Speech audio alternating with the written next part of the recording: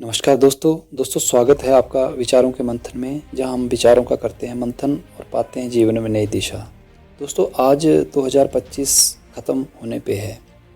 हमारे पास पहले से ज़्यादा तकनीक है, टेक्नोलॉजी है, ज़्यादा जानकारी है और ज़्यादा विकल्प भी हैं। फिर भी सवाल यही है कि हम इतने बेचैन, निराश और असंतुष्ट क्यों हैं? क्या हमारी नीति खराब हो गई है या हमारी अपेक्षाएं बेलगाम हो गई हैं?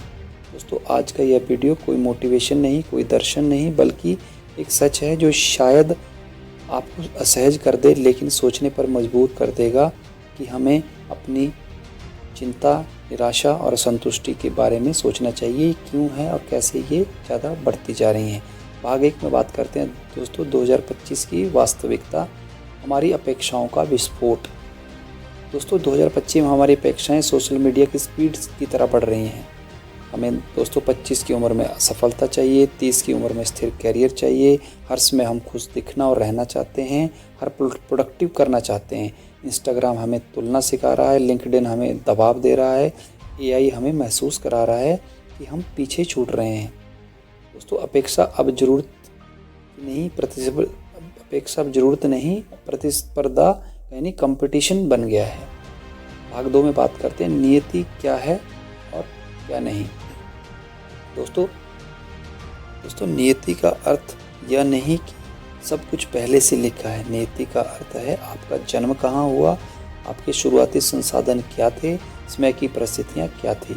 नियति आपको परिस्थितियाँ देती है, निर्णय नहीं। लेकिन जब 2025 में हम हर असफलता का दोष या तो नियति पर डालते हैं या खुद की पूरी तरह तोड़ लेते हैं, दोनों ही गलत हैं।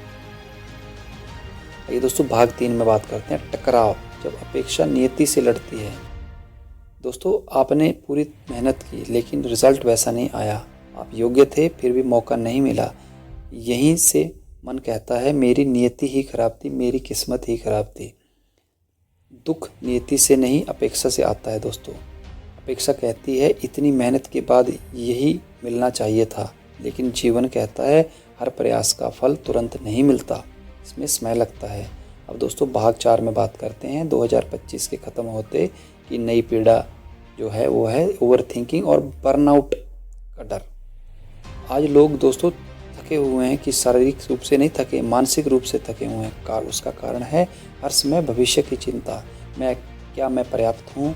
क्या मैं पीछे तो नहीं रह गया हूँ? क्या मेरी उम्र निकल रही है? हम भविष्य की अपेक्षा में वर्तमान की शांति को खोते जा रहे हैं। अपेक्षा भविष्य में जीतती है और नियति वर्तमान में। दोस्तों भाग 5 में बात करते हैं दोस्तों कैसे नियति और अपेक्षाओं के बीच का संतुलन बनाएं। दोस्तों कर्म को कंट्रोल करें, परिणाम को नहीं।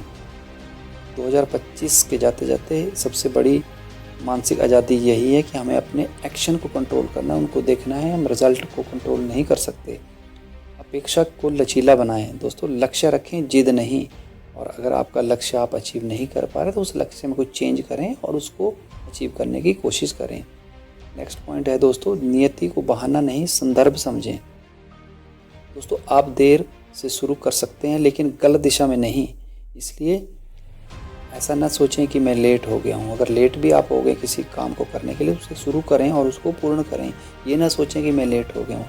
दोस्तों तुलना छोड़िए, विकास चुनिए। हर किसी की नीति अलग है तो यात्रा भी अलग अलग होगी। कई बार हम लोगों से कंपेयर करते हैं कि उसका कैरियर ऐसे चल रहा है, मेरा कैरियर ठीक नहीं चल रहा। तो हमें ये नहीं सोचना है, क्योंकि हर व्यक्ति की परिस्थितियाँ और सोचने काम करने की सिचुएशन अलग अलग होती है। तो दोस्तों याद रखिए, नीति आपको हमेशा मंच देती है, अपेक्षा आप पर दबाव डालती है और समझ आपको मुक्त करती है।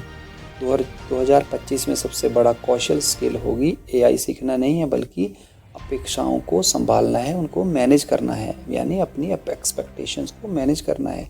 जिस दिन आपने नियति को स्वीकार कर लिया और अपनी अपेक्षा को अनुशासन में ले आए, उस दिन जीवन दौड़ नहीं यात्रा बन जाएगी। दोस्तों अगर यह वीडियो आपके दिल को छू गया हो तो इस वीडियो को ज़रूर लाइक करें, शेयर करें और हमारे चैनल विचारों का मंथन को ज़रूर सब्सक्राइब करें, क्योंकि शायद किसी और की बेचैनी यहीं से कम हो जाएगी और हमें जीवन में एक नई दिशा मिलेगी। जरूर कमेंट बॉक्स में ज़रूर लिखिएगा दोस्तों कि कैसे आप अपने जीवन की यात्रा को जी रहे हैं, कैसे अपनी जीवन की अपेक्षाओं को कंट्रोल कर रहे हैं, संभाल रहे हैं। जरूर कमेंट करिएगा। धन्यवाद। जय हिंद, जय भारत।